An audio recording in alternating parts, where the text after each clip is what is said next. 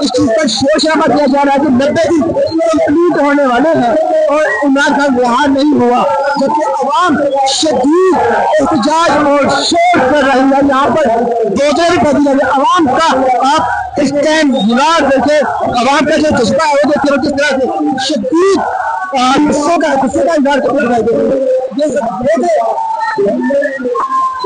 یہ عمومی زندگی کی تقریر کے دوران دیکھنے جانے جا رہی ہے، عوام جو ہے وہ 90 دن کے ٹارگٹ قریب ہونے پر شدید ہنگامہ رہی اور شور کرتی دکھائی دے رہی ہے۔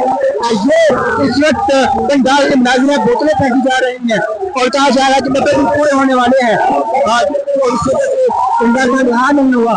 یہ احتجاج کر رہے ہیں، شور دیا جا رہا ہے یہاں پر کسی کے پاس نعرے